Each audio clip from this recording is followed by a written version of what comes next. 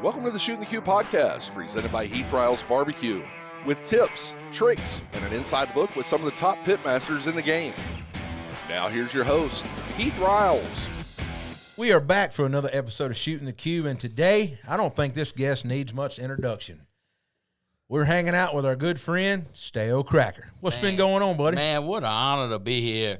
I guess I take distance, not in good calibration. I'm going to come up there tomorrow. I put in my thing, it was 4 hours. I was like, I might as well just go to hunt camp in Illinois after I'm finished and go shed hunting because I'm halfway there. But I appreciate it. Man, ain't nothing like it. So for everybody that does not know who you are, why don't you tell them a little bit about yourself and how you got started in this whole mix of social media and selling that old Cajun two-step? Man, it started off during COVID. I think if we'd have started 4 months early or 4 months later, it wouldn't have did it when it did. Everything happens for a reason, and I'm going to say that a lot in this video because my daddy always told me that, and I doubted him. Now I'm getting older in age, and I said, man, that man was right. We just started filming what we did every weekend. Cajuns are entertainers. We like to cook. We like to entertain. We probably don't even eat at the end of the night, but we want to see a smile on other people's face when they eat the crawfish for the first time, when they eat the etouffee for the first time. And COVID hit, and we just kept cooking at our house, and more people came, and this is something you're not making up because you see it real life when people meet you at these events and say, hey, I'm addicted to your channel because I was stuck in that apartment. I was stuck. And I watched you drink beer, shoot guns, ride four-wheelers, have your friends over during COVID, and we couldn't do it. And you were just a wild man living life. And that's why I'm addicted to the channel. And then, I showed my videos to my mama and my papa and said, oh, this dude can really cook. That's how we do it. That's how the Cajun life is. And I'm glad to share it with the world. I'm glad to bring Louisiana around the map. Well, I know you're bringing Louisiana around the map without a doubt. So how did you get, what did you do previously before you got into this? Well, I'm glad you brought that up. I've been shunned for about 2 years and couldn't speak about it. I was a Louisiana State Trooper for 19 years and finally be able to retire and draw a beautiful check every month. But, it was hard keeping it separated for a while. And now that this is my full-time gig, and I enjoyed my spot at the state police, and it's time to move on. Well, ain't nothing like that. First off, thank you for your service. Appreciate it. It's always hard to make that transition, I think, going from a stable career to going into the world of selling products and social media. So for you, having that stable platform to kind of jump off of building up those years to retire, I know that's put some peace of mind in your family's mind anyway. Right. So from now that you're retired from the state troopers, what do you do now? What are you going to do now? Well, let's backtrack a little bit. It was hard to do both, to be the Stalekracker and a Stalekracker at the same time. That's where the wig and the glasses came in. Now I done grew the wig out. No more wig. Got the real deal Holyfield. And everything comes with a price. Things happen not like you always expected to happen. And got into a little incident that hit the news. And when it hit the news, the world and the state police put Stalekracker and the trooper together. And it blew up like a wildfire. And not being able to tell your story, people could run with the bad story, what they wanted to respect in life. And I think the state police made a knee-jerk reaction. Politics got involved, and they terminated me. Gave me a good time to reflect on my life. And everything happens for a reason. So I got a lawyer, got the facts of what happened in that incident, brought it to the board, and they looked at it and said, oh, boy, 19 years of flawless service. And I got nothing bad with the state police. Trooper of the Year, life-saving awards, SWAT 15 years, explosive breacher, 0 disciplinary actions in 19 years. And they terminated me, not for breaking the law, breaking policy. State police has so many policies, they would melt the Bogalusa or paper mill down if you printed it, if you know what I mean. And brought it to the board. The board looked at the facts, and I'm going to say facts because that's all we could prove is facts. And they didn't even want to hear the case. They said, man, from what you present here, just like my lawyer said, in 30 years, he's never seen something so buffoonery to fire somebody with a flawless record for breaking a few policies. And, things happen for a reason. And in that time I was terminated, I got to reflect on life. I was the guy that signed up to leave their family at midnight to save other people's lives. I was the guy that missed my kids opening Christmas presents because your family was broke down on the side of the road. But I signed up for that. But now I get to concentrate on my family and my life. And things happen for a reason. And in that time, people don't see the messages you get. I thought I was doing good as a trooper. I thought I was changing lives. No, Stalekracker's changing lives. I get the message from the veterans, from the kids that get bullied in school, from the people going through depression, drug use, saying, hey, man, I put your videos on, and I was about to end my life, and you brought joy to me. You strive for me to make another day. Thank you so much. And what it would take for me to shake your hand and talk to you one time. I said, I message everybody back. Man, I'm here for you. Whatever it takes, this is my address, 1211 Service Road, Kentwood, Louisiana. I'm there Monday through Friday. You love me, you hate me, I'm there. Come see me. We'll talk about it. And I finally found my calling. You become a trooper to be a personal servant, to do public. But, hey, I really found my calling as a Stalekracker, as the Cajun two-step. Bring great products, promote Louisiana, and just to bring people up when they're in a bad time in their life. And it really took all this happen for me to see the real light. And that's why I strive today. People see my videos and, why you throw that stuff? You know why? Because that one kid said they like when I throw stuff. They like when I break a paddle. So with all that put behind me, I'm really concentrating on growing a legacy, growing a brand. And, social media, you get the followers, you get the sale. But what I like is the return sales. Anybody can sell a trash product once. I look at my products. I see what other products failed in. Look at my hot sauce. Look at my seasoning. Oh, what's the number one complaint in hot sauce? Too much vinegar. We cut that out. Too much salt. We cut that out. And we're moving forward to easy meals, People say, you came out with a box jambalaya, you sold out. Well, if you're in South Dakota and you ain't got all the stuff you need and you ain't a Cajun, in 3 steps you can have a good gumbo, a good jambalaya, I got you. You know what I mean? That's Everybody what I want. don't have that big pot. That's it, man. That's it. Well, that gets me into, food really changes people's lives. And we were talking that before we started kind of over here filming. Just seeing somebody smile on their face when you cook something for them, it's that warm, fuzzy feeling inside. And that's what kind of made me stick with barbecue, is seeing people's reactions, and even hearing that before. So one of the big questions I have to ask, Cajuns are known for cooking big meals. So you're always known for feeding crowds. How do you scale those recipes in your head to the size of pot that you're cooking in? Let me ask you that. Boy, well, I got to give all credit to my grandpa in this. He was a county agent. We grew up on a farm. We had chickens, rabbits, squirrels. Well, squirrels were in the trees, but we got them anyway.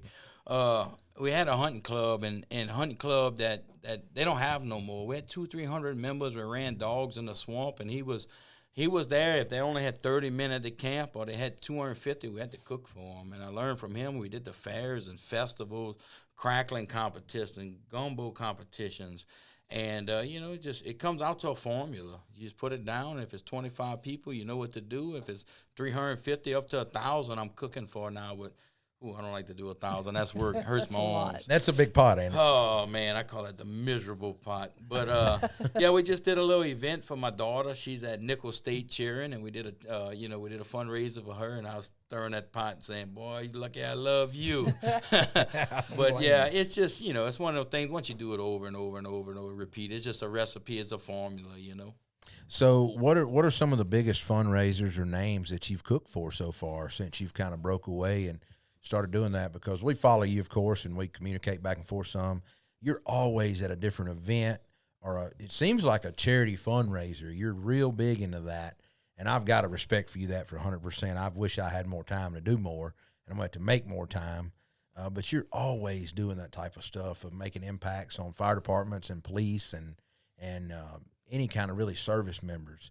So what's the biggest one you like being involved with every year? First of all, I got to say, don't ever forget where you came from. Stay humble, and I'm going to give back to where I came from. You know, I know what it was like. I love doing the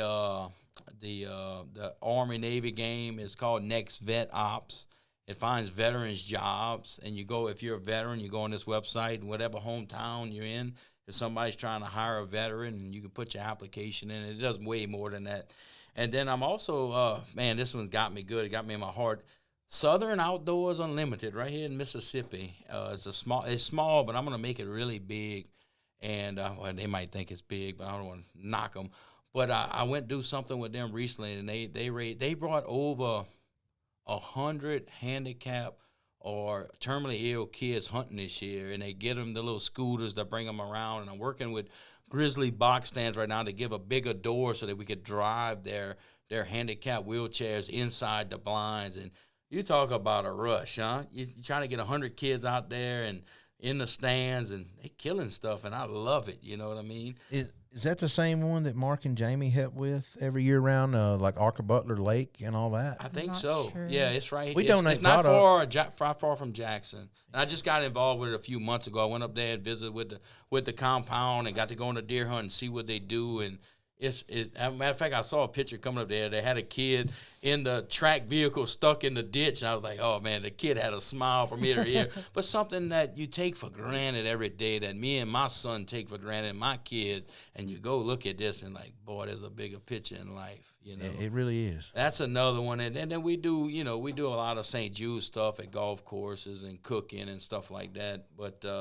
it's just you stretch yourself so thin sometimes, but you feel like you hadn't done nothing at the end of the year. I know how that is too. Did you ever think that social media would take you to all these places and all these people that you've got to meet? I mean, did you ever imagine that would happen from the first TikTok or anything that you ever posted? If you would have imagined it, if you'd have tried to make it work, it wouldn't have worked.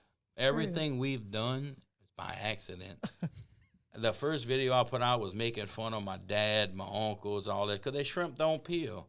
So I got on there. I was tired, man. I was like, man, I worked on a shrimp boat 2 summers. I know how, and people thought my shrimp that peel method was just a heist to make people ruin shrimp. But that's the number one thing everywhere we go and say, hey, bro, I ruined a lot of shrimp until I did your method, and it works. And people think I'm crazy when I do it. I'm saying it works. If you're exactly right. It's a trick to making crawfish and shrimp come out of the shell. Yep. Really easy. It's definitely a trick. And a lot of people, I've been to a lot of cookouts in my life where you couldn't peel the shell off a shrimp or a crawfish if you tried. It's not all you could eat. It's all you could peel.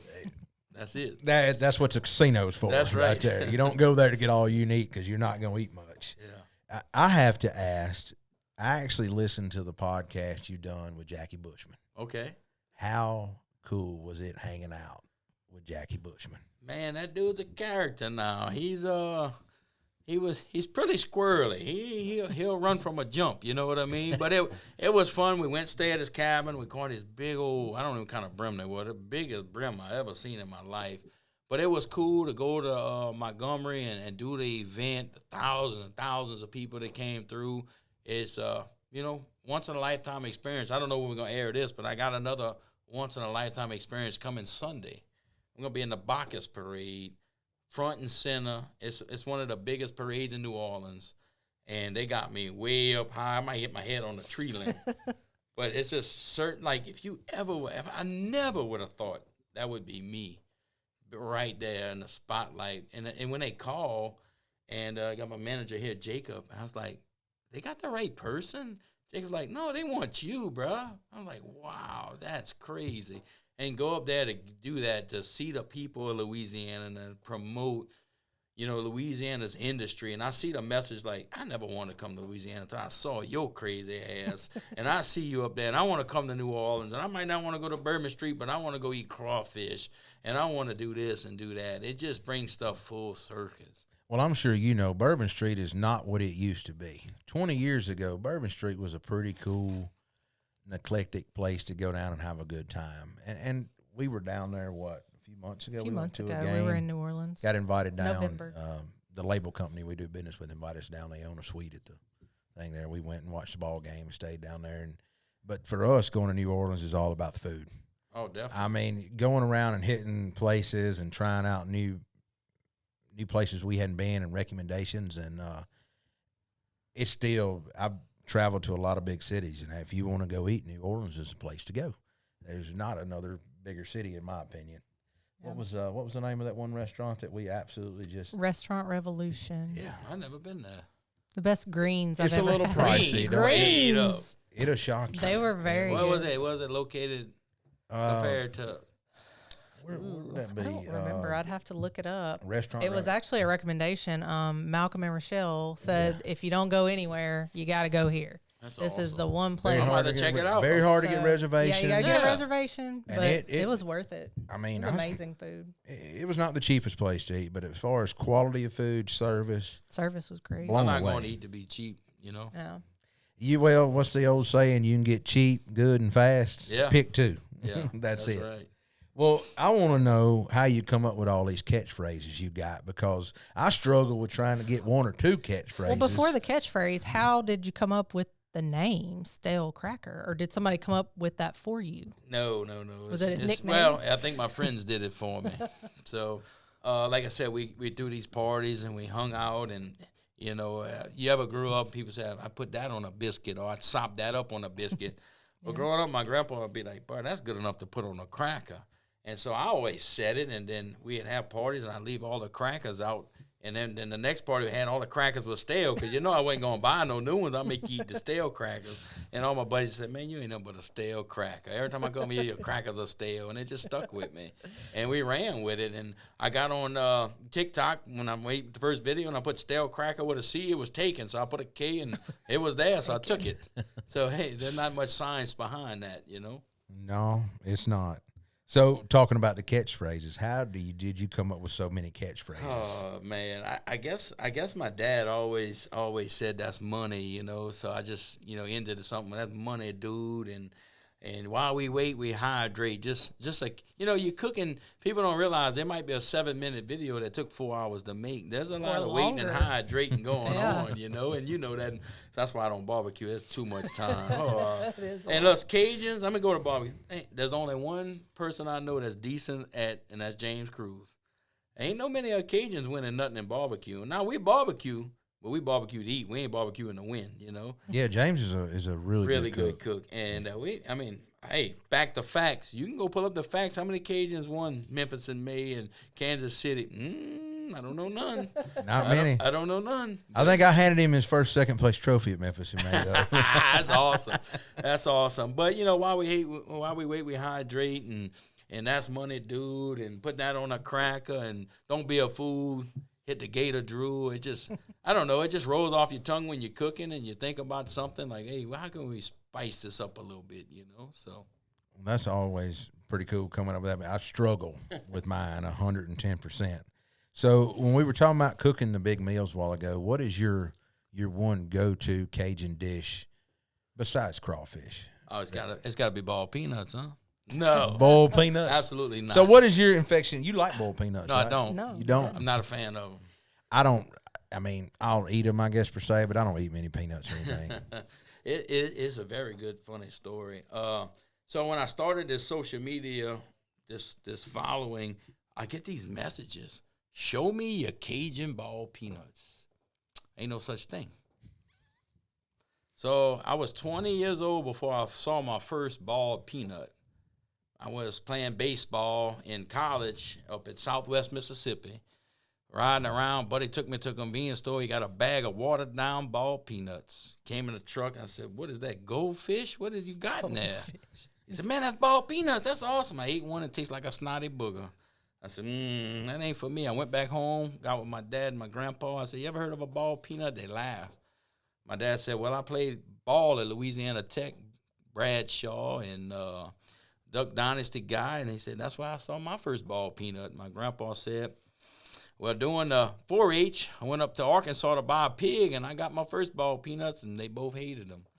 And I said, well, have you ever seen a Cajun on the bayou ball a peanut? Nope. And now everybody's asking for a Cajun ball peanut. Doesn't exist. Doesn't exist. We don't do that on the bayou. And people make a living. I'm not nasty mouthing it. People make a living off of ball peanuts. It's just something we don't do in Cajun country. We don't ball peanuts. And it's I think it's so funny. And I did a video just making fun of it, just playing like I caught some crawfish that were peanuts one time. And my wife loves them. And but just think about this. I used to see them in a can. Oh, yeah. Think about it. You buy a bag of peanuts, $42. You got propane, $25. You got your seasoning. You got all this stuff. You got 6 hours in it. We got $100 in a ball nut. $100 in a ball nut. You know the shrimp I could have bought, the crabs, the crawfish, and had a really good meal? That's the way I look at it. I don't think I've ever tried one. Really? I mean, I remember. Well, you in ball peanut country right well, here. so I remember as a kid, so I have a half sister. She lives in Alabama, so we used to have to make that drive to visit her. And there was always a little shack on the side of the road that ball nuts. Yes, and so my parents would stop there and get them because my dad liked them. And I remember the smell of them, and I think I liked the smell, but I never actually ate one.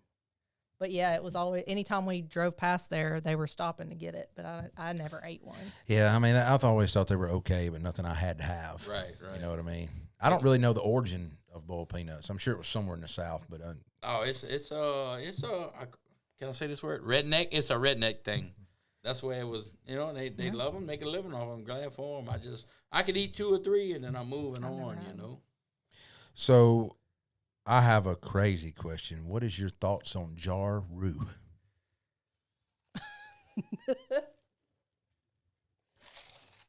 nothing wrong with jar roux. It really is not. It has its place. I think cooking. I think when you make your own roux, it's like killing your own deer. It's like if I gave you deer meat, it wouldn't feel the same if you eat my deer meat.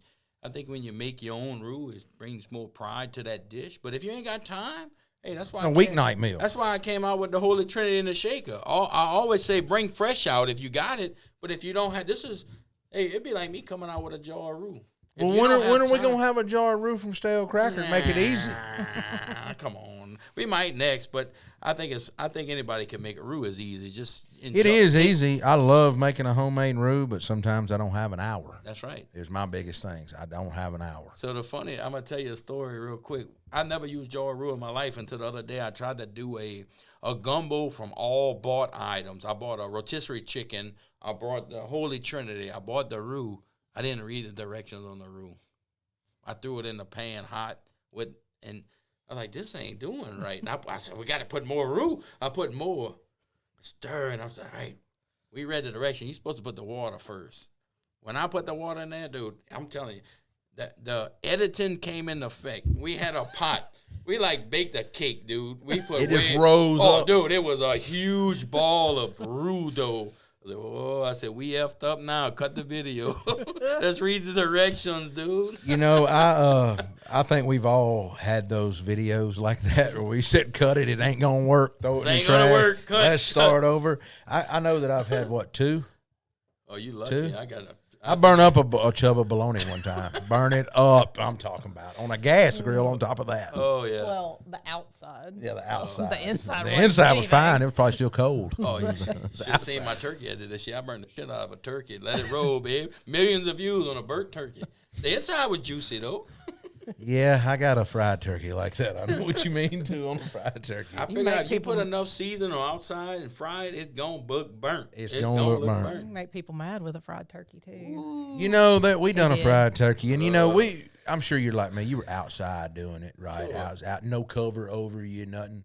And so I don't turn my propane off all the way because I don't want to get on there with that hot grease already hot Sure. to try to relight it. So I leave it alone and just lower it in there a little bit, ease it in there. It's not frozen. I know it's not, so I'm not going to boil over. But there are don't people like on my that. video that just went ballistic because I didn't kill the fire. It's not safe. You unsafe. Yeah. I was a little bit, I'm a fence rider. People didn't know Boy. that. I think people I think some of them look at, and speaking of mean comments, we can get on that. There's so many. I just think people certain people look at the video and just try to pick one thing just so they can have peace in life to comment, and they throw their 2 cents in there, and I tell them thank you and move on. It's Yeah, we funny. tell them thank you too. What was who told us what they comment back Susie. to? Hey, girl, what, hey. What did she say to them every time somebody makes a mean comment? What was it? I don't remember. Yeah, haha, okay. Yeah. She just responds She to every one responds, of them. haha, okay, to every single one of them. Yeah. I think a lot of people don't think you're ever gonna respond to them, and what you do is like, he saw it. It ain't good for us. Well, I mean, we try not to respond back in a negative way, absolutely like not. you That's what they say. want. We pick and we have fun with people Right. because we think it's funny. I mean, we're just having a good time. Sure. I mean, and making some food that we like to eat, and we always say you can use whatever you want, do it however you want. This is what we're doing. That's it. I mean, do whatever works for you. Do you have people that say mean things because of your Cajun accent? Because I feel like this one gets comments from his Southern accent, so I can only imagine that you must get that you get too. people like, hey, what did he say? Can I get a translator or something like that? But no, it's good. You just get that. You know what? When you get hateful comments, that means they're watching you closely, and Exactly. I love it. Whether they talking good about you or bad about you, they still talking about you. And that infinity barrel get the pissed off bourbon people God. riled. So you know what? I'm gonna skip around on this. Let's talk about this infinity barrel. So I've had the idea I was gonna do me an infinity barrel forever. No, we didn't even talk about no infinity barrel. But now that you're doing one, how many bottles have you put in so far? They go up to 45. That's a 30-gallon barrel. I think it's going to take 150 normal bottles to fill. Wow. We got about 40 bottles on deck. We do 3 a week. So one dude said, if you do 3 a week, it's going to take you a year to do it. Man, I'm glad you're good in math. I don't care about time. It's going to take me a year. Appreciate your thoughts and concerns. What is your plans with it? So I don't know. I hadn't got with the ABC board, but I definitely going to take, I think I'm going to take half of it and do some kind of special bottling and auction off to charity. Maybe cool. this Southern Outdoors Unlimited, and donate more wheelchairs and more. I call them wheelchairs. This thing's got all terrain. Yeah. I would like to ride them myself. It's fun as hell. I don't like to walk. I'm fat. Looks like an Argo, a personalized Argo. Personalized Argo. Do some of that, and then take the other half and put them in really small bottles and give to guests and special people that come over or whatever, and anybody that maybe donated to the barrel that asks for anything back. Because since they did, took. We see somebody on TikTok doing it now with the small bottles. Like if you send a bottle or whatever, Right. He mixes you a little pint bottle and Sure. sends it back. I think anybody would be happy to get 2-3 ounces of it and send it back. We tested it today. We run at about 115. What is it? Proof, yeah, about 100. I bought so I'm gonna do a video. I'm gonna look like on Back to the Future. I'm gonna put my hair all like that, and with the glass, like I'm like the doctor, and do it and be like, "Oh, we testing this." So, have you set any guidelines for yours? Because I know some people only want certain proof to go in their barrel. I know that's a thing. Or so you just we make it bourbon or whiskey. 80 proof or higher, no flavors. I don't want to dump vanilla crown in it. Yeah. It is what it is. They will ruin it. Scotch, I'm not a big scotch guy, so if you send scotch, I'll put it on the bar, so when you come by and you want to drink your own scotch, you can drink it. Well, I will ask this. Have you ever had a nip of Macallan 25? I never even heard of it. It is scotch. It's scotch, but if you ever had Tastes a like nip, an ashtray? No, it would change your mind. It would change your mind. I'm gonna write that down and get one on the way home. No, you won't get one of these on the way home. Oh, you got to order them? They special? They high? They're a little bit They're high. $300-$400 a bottle? No. more. Whoa, I ain't gonna drink it then. So what's let me ask this: Like an since you've become ashtray. this, I love that. You got to take a space. It tastes like an ass tray. I always go back to a friend. I like gin. Do you drink gin ever? Have you ever had gin? Do you like Gin and juice, sipping on gin and juice, lay back. I'm thinking of one time one of our country friends tried my martini, and I had a Tanqueray gin martini, and he had never had gin, and I was like, just try it. This goes back to the term redneck. He's real from Arkansas, just real country guy, real nice man. And he said, I feel like I'm chewing a pine tree. And I was just like, you know what? I get that. Right. I can't disagree with him. After you tore your bat up, you lick your hands like, that's not too good. That's the way gin is. Yeah, some of that gin can be rough. I mean, rough. So with the Infinity Barrel, did you drink bourbon before? A little bit here and there? Yeah, so I'm going to piss a lot of people off with this, but if it's an all-day race, we're going Crown Royal and Sprite all day, I'm a Seagram 7. Well, there you go, Sprite all day. Now, if it's late at night, I'm going to have a good pull, I'm going to get a $100 whiskey and put it over a little ice and sit there and watch Heath Riles barbecue and tell him what he's doing wrong, get on my keyboard as some secret name he don't know, like, you suck, But I'll get a good pull every now and then. But if it's an all-day affair, Crown Royal and Sprite is the way to go. So have you ever had any Pappy Van Winkle? We didn't. Did we post that yet? No, that's Wednesday. We pulled one in the barrel. Oh. No, it's not Pat. What's the other one? Pat, we got the other one. Rip. I poured Rip it's in like there. A 10 or 12. 10. I poured a 10 yeah. in there. Just to spike them up, Yeah. The more expensive it is, the more pissed off they get, the more comments like, this is trash. You ruin everything in the world. It's awesome. I love it. Well, I don't think you're ruining anything. I mean, a lot of people mix whiskeys like that, and there are companies now. There's a new one in Nashville that buys barrels from a lot of people and mixes them together, stores them, and then rebottles it. There's a lot of people who do that, and for a personal Infinity Barrel, I've always been in love with that idea. For your buddies to come over and have a nip out of it and talk about it and bring their own. And for somebody's got a palate and doing what we do and tasting products and you eat a lot of spice raw, I'm sure, like me, making recipes and doing stuff and making sure stuff tastes right. So weighing that over to the bourbon and being able to pick out some hints of cherry or oak or vanilla, I mean, all that kind of stuff is just refining your palate.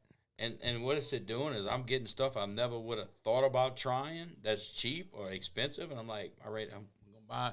If I really like it, I'm going to go ahead and purchase one and put it on the shelf for sometimes I don't like to pour them in there. They that good, but I'll just go buy another one and put it on the shelf for a later date. So I seen you do a bottle of Blanton's like that. How did you like the Blanton's? Been a big Blanton's fan for a long time. I love Blanton's. I'll drink the snot out of it. Have you had any of the other ones besides regular Blanton's? I had the gold. Then I think they made one out of Japan, if I'm not wrong. They did. They did. You can't. Yes, I have one of those. I got two straight out of the. You got bottles, straight from the barrel. Straight from the barrel picks. And you got a gold. Awesome. And a gold.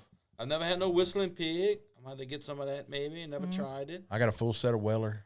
Oh, yeah. I like Weller. I've got a couple Pappy 10s or 12 or 15. Awesome. I got a bunch of E.H. Taylor. I tell you what you don't do. Don't go to Las Vegas and order 2 shots. Oh, yeah. Depends on where you ordered them at. I'm going to tell you. At a casino, don't do it. Well, where did you stay at when you went to Vegas?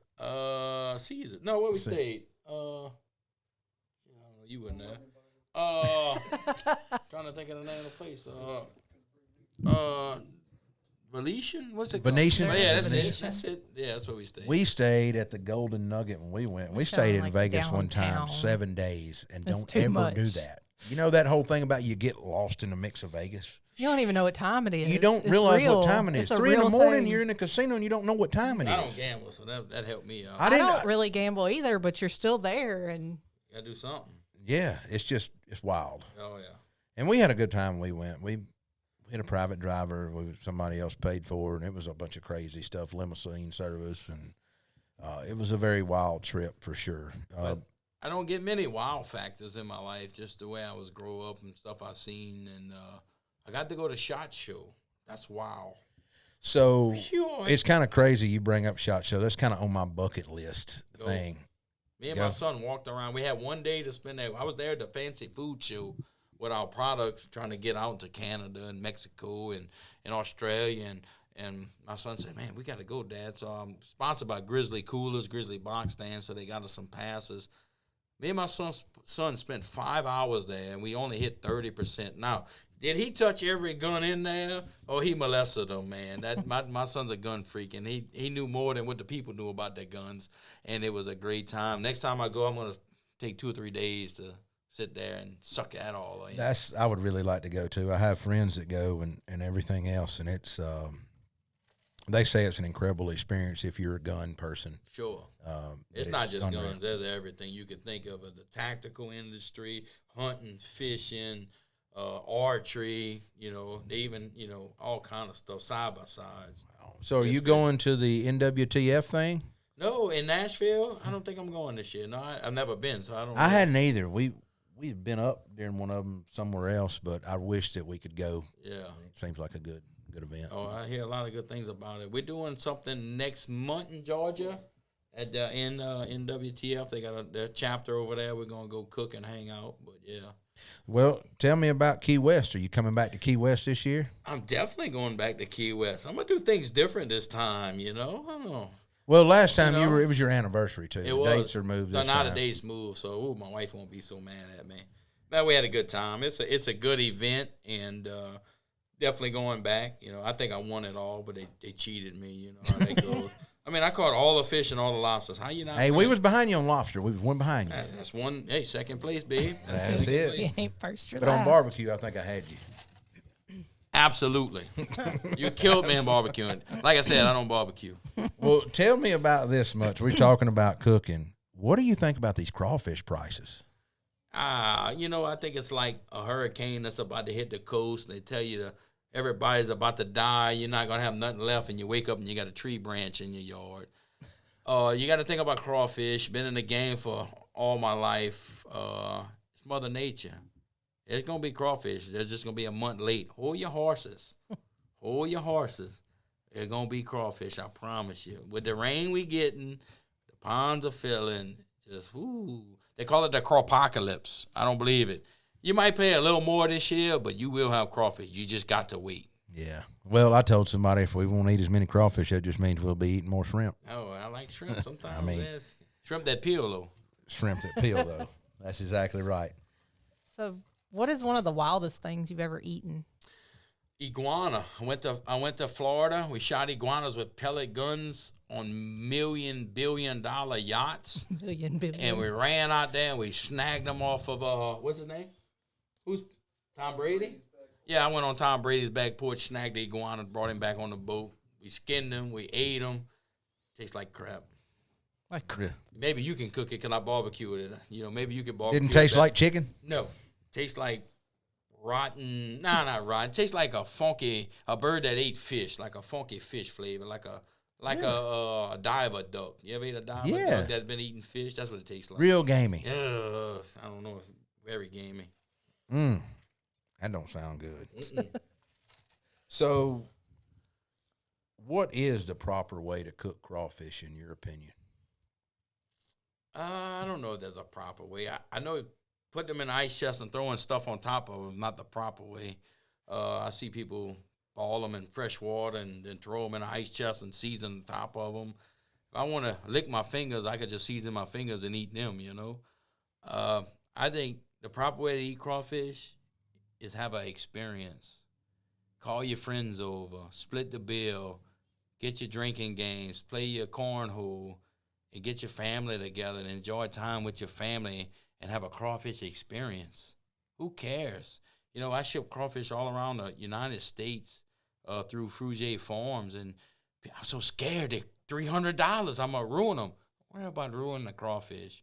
How about the experience you make for a lifetime with you and your family? If the crawfish, you can't ball them right, okay. But at every time they talk about that event you just had and how great it was, and you got your family and friends together, which is a lost art. Because when I grew up, every weekend I was at my grandpa's and everybody was there. We were picking corn, we were cutting it, we were harvesting rabbits and chickens, or we were cooking. And every Sunday we got together and broke bread. That don't happen no more. It don't. Really it's doesn't. bad. And if to bring that back, if it takes a crawfish for you to ball it and spend $300 and you get all your partners over there and y'all have fun, you can't put a price on that. That's true. You really can't. I guess you put it in a way that is the best way to sum it up. It's all about their experience. And I never looked at it like, I guess you can look at barbecue the same way, because time you go out and you spend all this money on meat and everything else, and if something's a little bit overdone, it really don't matter, because it's about the experience there you had with your friends and the talking and the camaraderie. That's it. That's what it's about. People lose thought on that.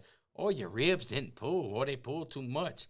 My wife likes them when they fall off the bone. You put them on a sandwich. She ain't gonna win no competition. I promise you that. But they're good. They're good, man. Yeah, I think people on the internet lose thought of what it's about, and it's about family, friends. At the end of the day, what a great experience, a memory you can make with old nasty mud bug roach that you eating is delicious. That's right. That's exactly right. So, tell us a little bit more about your products here. You said you got a new jambalaya mix coming out. So, yeah, I got a little hate on my jambalaya and my gumbo mix and my pastalaya mix. And my whole thing is having a social media reach is if I don't want another Cajun to cook that and another Cajun, I'm going to use coon ass. Google it. It's not I enjoy being a coon ass because I'm only a certain few that could be one. I don't want you to buy my cookbook. I know your mama got a better cookbook than this.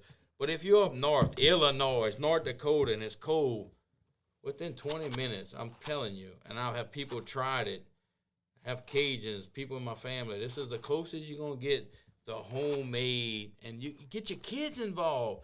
3-4 steps, and you got a gumbo, a jambalaya. You got Stalekracker's pastalaya. And look, and I'm all about the kids. I even got them a ABC book where it explains Louisiana and shows what an egret is and a nunu. You know what a nunu is? I don't. That's a little pacifier. That's a nunu.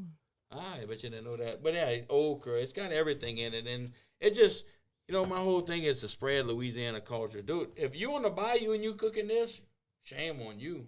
This ain't for you. You know what I mean? Just makes it easier for people to enjoy the Cajun culture. Well, you're bringing it to people's dinner tables, because let's face it, everybody's not going to cook that huge Cajun pot of jambalaya that you cook, right? But going home and feeding a family of 3 or 4 out of a box, they can do it in a heartbeat. Easy. And I think you're just giving people the options that they want. And I get, we're all going to have some haters out here, but you know what? They're just a fan that don't know how to express themselves. I believe it. I've been saying that since 1997. Cool. 100%. Fully. So, look, I appreciate you coming on the show, telling your story, kind of setting everything straight. I love hanging out with you and having a good time. And Key West again. We've hit it off since we met each other years ago at Malcolm's place. And, absolutely. And, man, I can't wait to get back down to Key West, have a good time. Maybe we can venture down there and go fishing before that trip. Oh, yeah. That'd be fun. Little scouting trip. A little scouting. And you got to come up here and do some turkey. You ain't winning.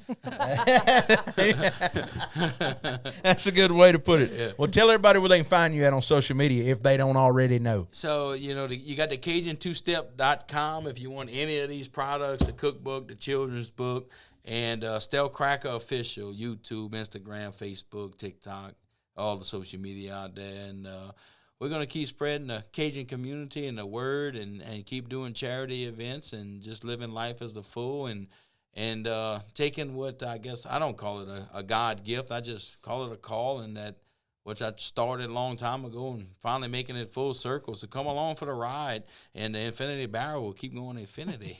That's it. Well, thank you very much for coming on and Appreciate Shootin' The it, Que. man. Thank you. Thank you. Thank you for tuning in to the Shootin' The Que podcast. If you have any comments or suggestions for future episodes, please feel free to reach out to us on our social media channels or through our website. Don't forget to subscribe to our podcast on your favorite platform. Leave us a review if you enjoyed the show. Until next time, keep shooting the Que.